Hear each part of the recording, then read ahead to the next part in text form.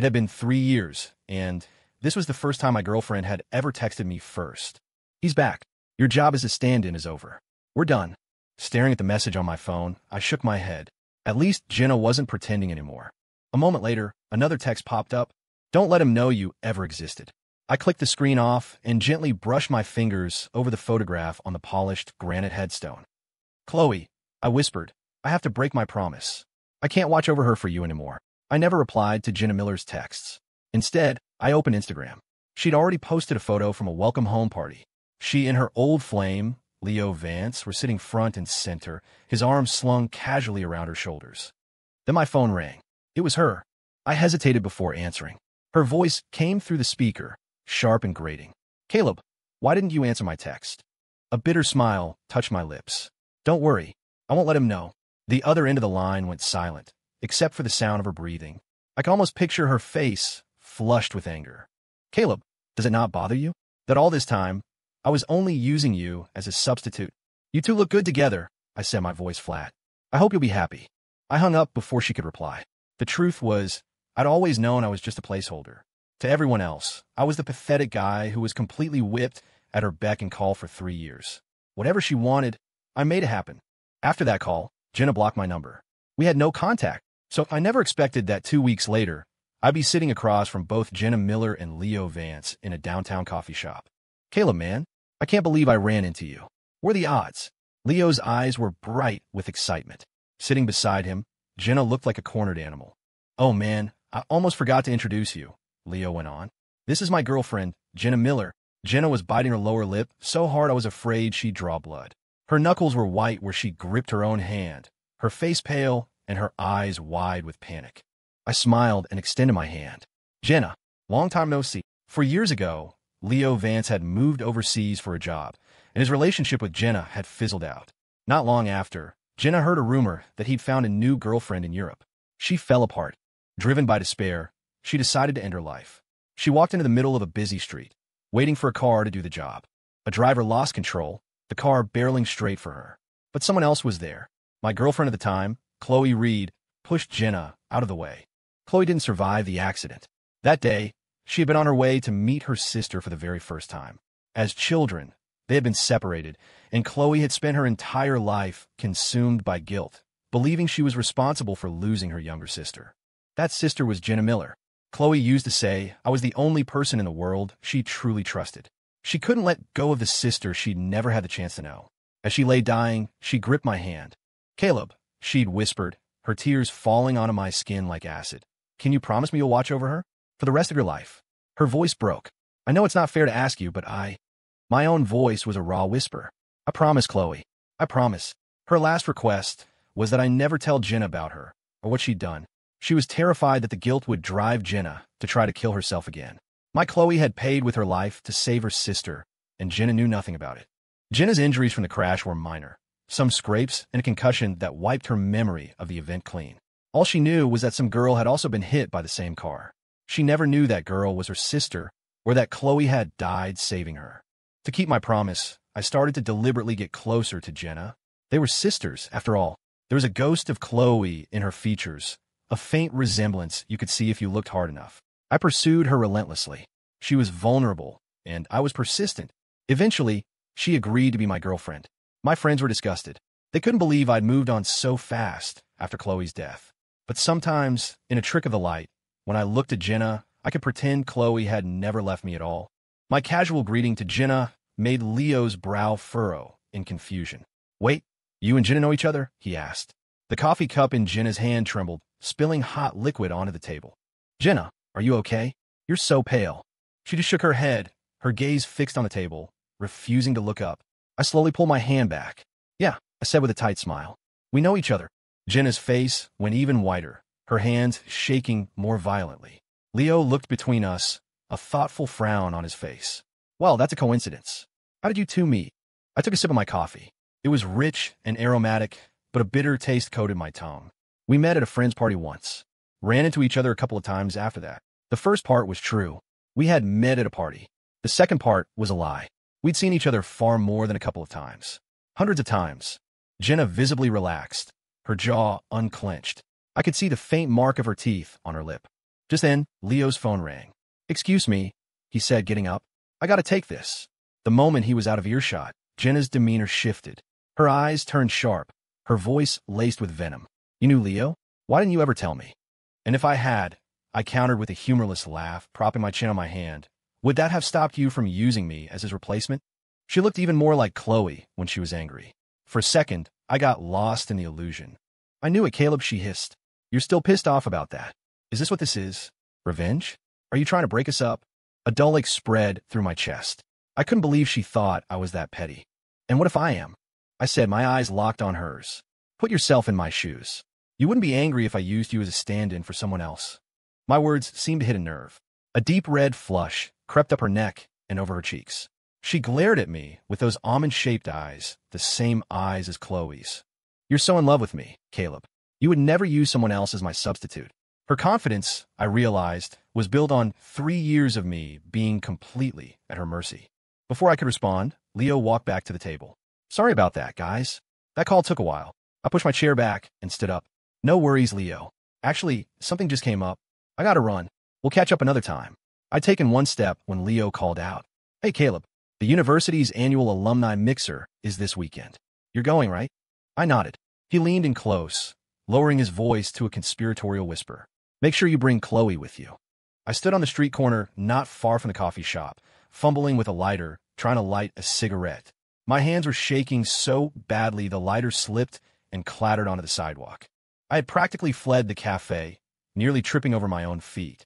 But I couldn't escape the last bit of conversation I'd overheard between Jenna and Leo. "What were you just whispering to him about?" Jenna had asked. "Oh, nothing. Just told him to bring his girlfriend this weekend." It had been years since anyone had said Chloe's name to my face. I bent down, picked up the lighter, and finally managed to get the cigarette lit. I took a deep drag, the smoke burning my lungs, and exhaled a white cloud, trying to quell the rising panic. Chloe's death was a scar on my heart that had never healed. And more than anything, Jenna could never find out what Chloe had done for her. A tightness in my chest grew unbearable, and a cough I could no longer suppress exploded from my lungs. I bent over, clutching my chest as the hacking intensified. A hot, metallic taste filled my throat, and with one last violent cough, something warm spattered onto the clean, concrete sidewalk. A splash of bright, glaring red. The doctor's words echoed in my mind. Stage 4 lung cancer. The day I went to the cemetery to visit Chloe, the same day Jenna had texted me to break up, was the day I had been diagnosed. I had gone to tell her I couldn't keep my promise to watch over her sister forever. Some things, I guess, are just fated. Dragging my exhausted body home, I collapsed onto my bed and fell asleep. I dreamed I saw Chloe again, but in the dream, Jenna was there too, crying and begging me not to go. When I woke up, I glanced at my phone.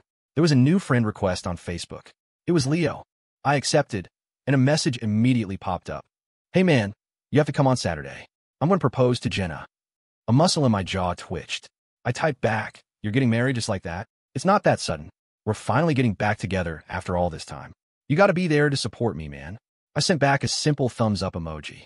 Even if I couldn't keep my promise to watch over Jenna, Leo was a good guy. If I could see her happy, maybe I could finally face Chloe when my time came. I was about to head out for dinner when I opened my door and found Jenna standing there. I was stunned. In the 3 years we were together, she had never once come to my apartment on her own. It was always me going to her. "You're looking for me?"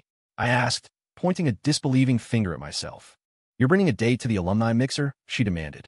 "You're allowed to bring a boyfriend, but I'm not allowed to bring a girlfriend?" I stared at her, a smirk playing on my lips. "Caleb, don't forget what you promised me," she shot back, her voice practically an accusation. "I promised I wouldn't tell him, and I won't," I said calmly. "And I'd appreciate it if you didn't come here again. I have other people to dote on now, you know?" I made a shooing gesture with my hand, ordering her to leave. "Fine, Caleb. Just fine," she said, her voice heavy with scorn. "When I'm married to Leo, you can go cry in a corner by yourself." She stormed off, her steps heavy. For a fleeting moment, I thought I saw a flicker of sadness, of loneliness, in her retreating figure. I shook my head with a bitter laugh. It must be the cancer making me see things. I shaved, got a haircut, and put on a new suit. I went to a photo studio and had a portrait taken.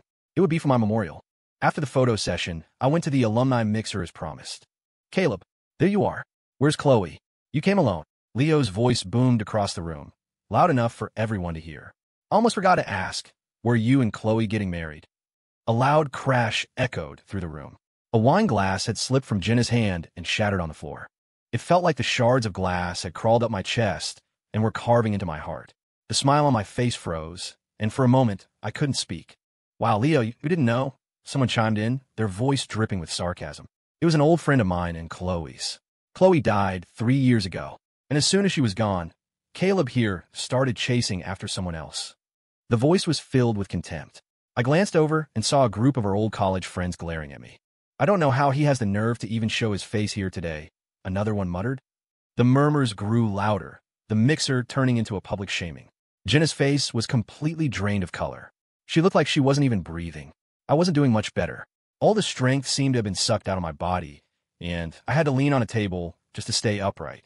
A sharp pain flared in my lungs and my heart. "Caleb, man, I'm so sorry," Leo said, looking genuinely apologetic. I had no idea about Chloe. I waved a hand dismissively. "It's in the past." "Huh, the past?" One of the friends scoffed. "Why didn't you bring your new girl tonight? The one you dote on so much?" Someone said she looks a lot like Chloe. Another voice joined in, defending Chloe's memory. I summoned all my strength and roared. "Everybody just shut up. It was me. I wasn't good enough for Chloe. Leave everyone else out of it." My shout echoed through the hall, stunning everyone into silence. I had to stop them. I couldn't let Jenna find out the truth. "Leo," I said, turning the attention back to him, desperate to change the subject. "Don't you have something important to do tonight?" I was reminding him about the proposal. "Oh, right. Thanks for reminding me, Caleb." Leo turned to face Jenna. He got down on one knee and fumbled in his pocket. Jenna was still staring into space, completely lost in shock. Finally, Leo produced a ring, his eyes fixed on her. "Jenna," he said, his voice full of emotion, "will you marry me?" She remained frozen, unresponsive. "Say yes. Say yes." A few people started chanting. I joined in, clapping along with the others. Jenna's eyes flickered toward me. The disbelief in them hardened into a cold fury. "I will," she said, her voice loud and clear, her gaze locked on me. It felt like she was trying to punish me. The moment Leo slid the ring onto her finger, a sharp, violent pang shot through my heart. I told myself it was just happiness for her. Then, a moment of pure drama. The ring was too big. It slipped right off her finger and rolled onto the floor. Leo scratched his head, embarrassed. "Sorry, Jen. I guess I forgot to ask your size." I didn't stay to watch the rest. I quietly slipped out of the room. I found myself at the cemetery again, standing before Chloe's grave. "Chloe, Jenna has someone take care of her now," I murmured. "You remember Leo. He's a good man, someone she can count on." A violent coughing fit seized me. It was a long time before it subsided. "Looks like we'll be seeing each other soon, Chloe." When I got home, Jenna was waiting at my door. I was getting used to this new, strange habit of hers, seeking me out after we'd broken up. Her eyes were puffy, and she looked exhausted, as if she'd aged years in a few days. I glanced at her hand. The ring was gone, but the simple silver bracelet I'd given her was still on her wrist. "Caleb, is it true?" she asked, her head bowed, her voice trembling. I frowned, confused. "I don't know what you're asking." Her hands clenched into fists, her knuckles turning white. "I'm asking you, do I look like your dead ex-girlfriend?" My heart hammered against my ribs, a chaotic, wild rhythm. I hesitated for a long moment. "Do you?" "I don't see it." Her tense shoulders relaxed slightly at my words. "Then why?" she pressed. "Why did you start pursuing me right after she died?" I let out a cold snort. "Jenna, do you really think I'm some kind of romantic hero, pining away forever?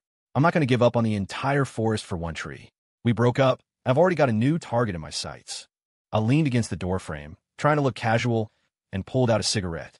My hands shook as I lit it, the smoke a flimsy shield for the storm raging inside me. "You have a new target?" Her voice was thick with disbelief. "Caleb, you told me you'd never be with another woman. You said you would protect me for the rest of my life." I couldn't believe she remembered my words, verbatim. The cough was already building in my throat. I had to get her to leave. "Now, you actually believe the things a man says to get what he wants?" "Jenna, we're adults here. Besides, you're allowed to find someone else, but I'm not. Now, if you'll excuse me, I've got a date coming over soon." I reached out, grabbed her arm, and pulled her away from my door. She stumbled and fell to the ground. For a second, I wanted to help her up, but I forced myself to stay still. Tears welled in her eyes, spilling down her cheeks one by one. Each drop felt like it was landing on my heart, searing it with a sharp, piercing pain. In that instant, it hit me. My feelings for Jenna were more than just a promise I was keeping. "Caleb," she whispered, looking up at me from the ground, "I was the substitute all along, wasn't I?" I stared at her in silence, unable to answer. I opened my door, stepped inside, and pulled it shut behind me. Don't come back again, I said through the wood. I hope you and Leo have a wonderful life together. The heavy thud of the door, closing, was the signal. The cough I'd been holding back exploded from my lungs. I sank to the floor, gasping for air, the taste of blood flooding my mouth. I wanted to tear my own lungs out just to see what was wrong with them. After a long while, the coughing subsided. I checked the feed from my doorbell camera. Jenna was gone. I let out a breath I didn't realize I'd been holding. She wouldn't be back. A few days later, a text from Leo lit up my phone. Hey man, I want you to be my best man. I quickly typed a reply. I don't think it's a good idea. I'm too old for that. But after Leo insisted again and again, I finally gave in. I never knew he could be so persistent. It was almost comical. Jenna and he were finally getting their second chance. A happy ending. I picked up a bottle of water and took a long drink. For some reason, it tasted sour and bitter. Probably just the illness messing with my senses. Leo was waiting for me outside the bridal shop. Jenna's inside, trying on dresses, he said, a wide grin on his face. But there was a strange, calculating look in his eyes that didn't match his smile. She's going to be so surprised to see you. We had just sat down with a glass of water when Jenna emerged from the dressing room, wearing a stunning white gown. Leo, what do you think of this one? Her voice was flat, devoid of any bridal excitement. She sounded like she was checking off an item on a to-do list. It's perfect, Jenna. It really suits you. Leo's gaze was intense. You look even more like Chloe in that dress. Don't you think so, Caleb? I choked on my water. Jenna's head snapped toward me, her eyes wide with shock at my presence. She instinctively took a step back. I turned to look at Leo, my brow furrowed. Sorry, man, he said, looking down with an expression of guilt and lightly tapping his mouth with his hand. I shouldn't have brought up Chloe. I shook my head, forcing a tight smile. Jenna, Caleb is going to be my best man, Leo announced, walking over to her and stroking her cheek.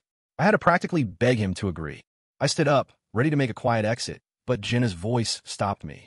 That's very kind of you, Caleb. Please, make sure you bring your girlfriend to the wedding. Her words were deliberate and loud. She was mirroring Leo, calling me by my first name with a cold formality. Jenna, how did you know Caleb has a new girlfriend? Leo's question made her face flush a deep red.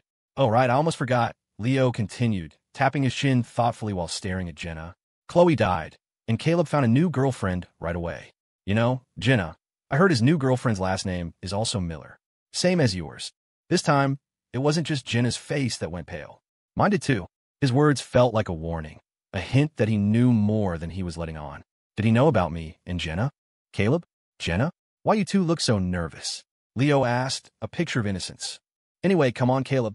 Let's go try on some suits. He threw an arm around my shoulders and steered me toward the menswear section. I had a sinking feeling that Leo had some hidden agenda. He wasn't as simple as he appeared. When I came out of my suit, Leo was full of praise. Man, you look like Prince Charming, he said. No wonder Chloe was so crazy about you back in the day. He kept doing it, subtly or not so subtly, bringing up my past with Chloe. Leo, Jenna asked, her eyes fixed on him, her expression unreadable. Was this Chloe very beautiful? Yeah, she was, Leo said, a faraway, almost dreamlike look on his face. She was the most popular girl on campus. Every guy's dream girl. Oh, I see, Jenna murmured. A faint mist seemed to cloud her eyes, and she blinked hard, as if to keep the tears from forming. I clapped Leo on the shoulder. Leo, let's not talk about people who are gone. Look at Jenna. She's stunning in that dress. She's going to be the most beautiful bride. But Caleb, he shot back, his gaze sharp. In your heart, isn't the most beautiful bride supposed to be Chloe Reed? His question hung in the air, sucking all the oxygen out of the room. The atmosphere became thick and heavy, the only sound our own breathing. Both of them were staring at me, waiting for an answer. Leo, what the hell is your problem today? I finally snapped, the anger I'd been suppressing boiling over. Why do you keep bringing her up? I'm sorry, man. I don't know what's gotten into me, he said, trying to smooth things over. I guess Jenna just looks so much like her. I promise I won't mention it again. Hey, let's take a picture together. He was trying to defuse the tension, so I agreed with a nod. The shop assistant took a photo of the three of us. At first, Leo stood in the middle. Then he insisted Jenna stand between us, saying she was the real star of the day. For the rest of the time, Jenna was almost completely silent, her mind clearly elsewhere. The tense little scene at the bridal shop seemed to be over, but the unease lingered. Lying in bed that night, I was scrolling through my social media feed when I saw a new post from Leo. It was the photo of the three of us, the one with Jenna in the middle. He had other shots, ones where he was in the center, but he chose not to use them. His caption read, "Guess who the groom is?" I stared at the photo for a long time. Jenna's gaze in the picture wasn't on Leo. It was on me. Looking at that photo, I finally understood. Jenna was Jenna. She wasn't Chloe. Even if they were sisters, they were two different people, irreplaceable. A wave of coughing racked my body, making it impossible to sleep. The pain seemed to spread everywhere. I ended up back at the hospital, hoping the doctor could give me something for it. Dr. Evans's face was grim. "Are you trying to die faster?" he scolded. "You're still smoking?" A bitter smile formed on my lips. "That's exactly why I'm smoking, Doc. Because I'm dying anyway." He just shook his head and had me admit it against my will. The smell of antiseptic filled my nostrils, feeding my anxiety. I hated hospitals. They reminded me of Chloe. And besides, if it was terminal, what was the point of treatment? I just wanted to be a normal person for the time I had left, not a patient. I was lying in a hospital bed, and four drip in my arm, my thoughts drifting when my phone rang, pulling me back to reality. I answered without looking. "Caleb? You're not home." I glanced at the screen. It was Jenna. "What do you want, Jenna?" "I really don't think there's anything left for us to talk about," I said, my voice deliberately calm and detached. "Thank you," she said, her voice soft. "For the last 3 years. For putting up with me. For tolerating all my moods." I started to speak, but she cut me off. "No, don't say anything. Just listen. Let me finish, or I'm scared I'll never get the chance."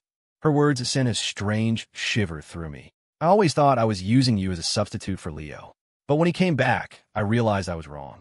Leo was just an old obsession, something from my youth I couldn't have. She paused. I could hear a faint, choked sob on the other end. "The day you proposed, I kept watching you, waiting for a reaction. But it seemed like you really didn't care about me anymore. I know your heart only has room for her. I'm the one who was the substitute. I was just too arrogant to see it." A sharp, searing pain shot through my body. Cold sweat beaded on my forehead, and I bit down on my lip to keep from crying out. "I packed up everything you ever gave me. It's all at your door. But I'd like to keep the bracelet, just as a memory. I've decided to start over with Leo, to be a good wife. I need to forget you completely. Caleb, can you promise me something? Don't come to my wedding. I don't want to see you there." With all the strength I had left, I managed to force out a single word. "Okay." The moment I hung up, I used the last of my energy to press the call button by my bed. My vision went black, and I lost consciousness. When I woke up, several doctors were standing over me, their brows furrowed. They looked at me, then at each other, and shook their heads. I figured my time was running out. "Doc, can you just give me some pills and let me go home?" I joked weakly. "I don't want to spend my last days staring at a bunch of old guys. I'd rather be looking at beautiful women." The grim expressions on their faces softened. All right, Dr. Evans said with a faint smile. "Just make sure you look at a few for us." I left with a bag full of medication. At my doorstep was a large cardboard box. I didn't open it. I knew it was filled with all the gifts I had ever given Jenna. I checked my phone. There were several unread messages. One was from Leo. "Hey man, we moved the wedding up to Saturday. You got to get here early." It had only been a few months since Leo came back, and now they were getting married. I glanced at the calendar. Today was Friday. The wedding was tomorrow. I was about to reply when my doorbell rang. It was Leo. He and Jenna really were in sync. "Hey man, sorry to just drop in like this," he said. "You weren't answering my texts. I was starting to think something happened to you." I invited him in and poured him a glass of tea. His eyes landed on the cardboard box in the living room. "Moving out, Caleb?" "No," I said automatically. "Just clearing out some old stuff I'm throwing away." "I can help you take it to the trash later," he offered. I immediately waved him off. "You have to come early tomorrow, Caleb," he said, his eyes filled with an unsettling intensity. The hand holding his teacup was trembling. "This is the most important day of my life." But I had promised Jenna I wouldn't be there. "Leo, I'm really sorry, but I don't think I can make it to your wedding." Leo shot up from his seat, his face flushing red. "What? No way, man. You're the best man. You can't just bail on me like this. What am I supposed to do?" He looked genuinely angry. "Leo, sit down," I said calmly. "I really can't be there tomorrow. But don't worry, I've already found a great replacement for the best man." To my surprise, Leo's face hardened into a glare. "Caleb, if you're not there tomorrow, I'm not getting married." I was stunned and confused. Why had I become so important to him? We hadn't spoken in years, and we were never that close to begin with. Before I could say anything, he was already at the door. He turned, his eyes piercing. "I mean it, Caleb. If I don't see you at the wedding tomorrow, I'm calling the whole thing off." The door slammed shut, the sound rattling through me. I couldn't figure Leo out. Why was he so insistent that I be there? Judging by his expression, he wasn't joking. A deep sense of unease settled over me.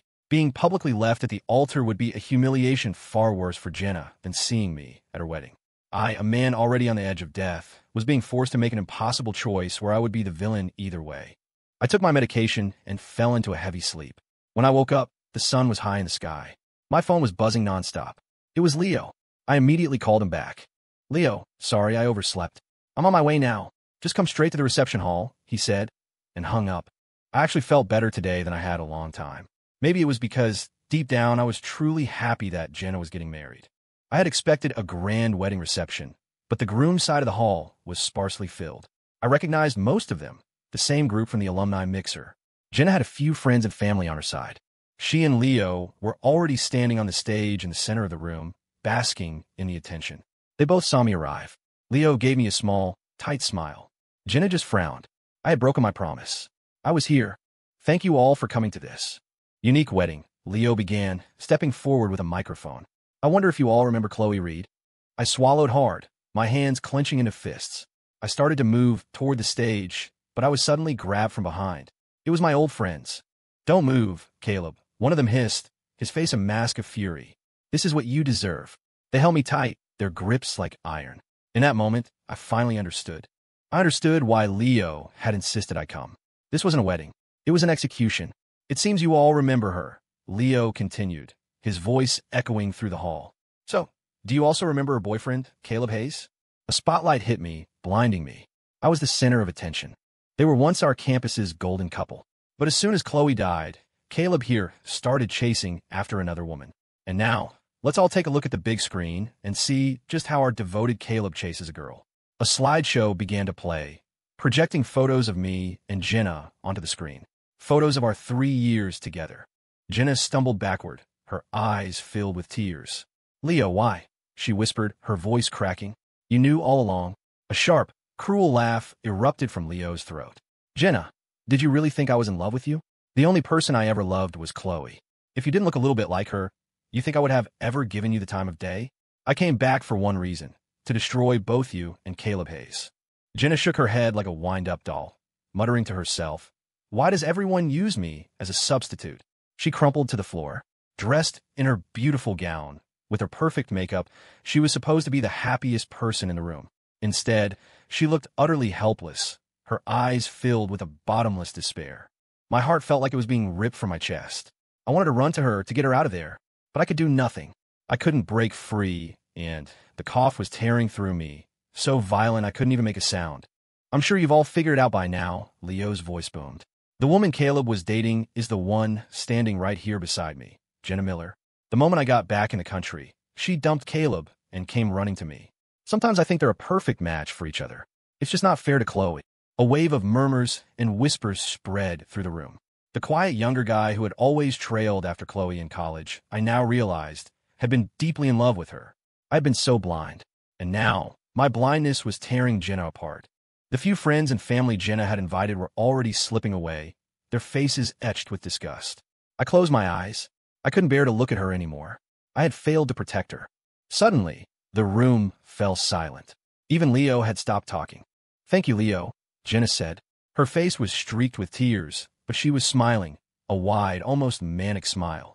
"Thank you for helping me finally see the truth." Her voice, though trembling, was clear. "The truth is, after being with you again, I realized I had fallen in love with Caleb a long time ago." Why did her words sound so full of despair? "This morning, I was still debating whether I should marry you. But I had promised Caleb I would forget him, and I couldn't break that promise. But when I saw him walking here today, that's when I knew I couldn't marry you. Even if I was just a substitute for Chloe, I don't care. I'm willing." Hot tears streamed from the corners of my eyes, salty and bitter. I was screaming inside my head. "No, Jenna, you're not a substitute. You're you. Jenna, are you just trying to save face now?" Leo sneered, his face a grotesque mask of arrogance. "If I snapped my fingers, you'd come crawling back to me." My chest heaved, my breathing grew ragged, and the coughing became even more ferocious. I could see from the horrified looks on the faces of the men holding me that I must have looked terrible. "Let me go," I rasped, my voice a dry, weak whisper like the last embers of fire dying out. They let go instantly, their own voices trembling. "Are you okay?" I forced a grin, showing my teeth. "Not dead yet." I didn't have the courage to look at Jenna again.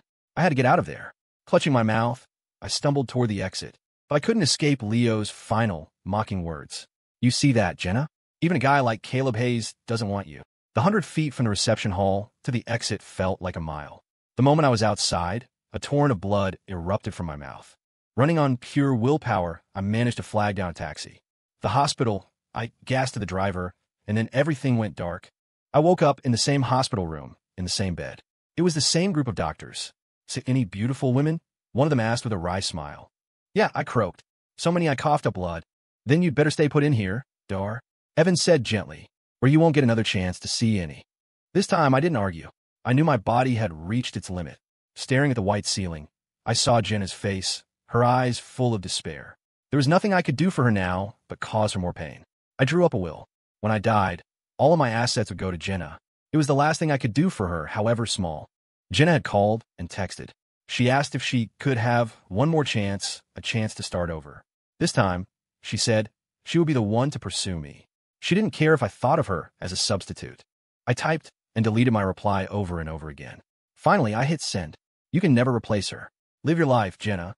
Forget me, just like I'm going to forget you. It was the last time I ever contacted her.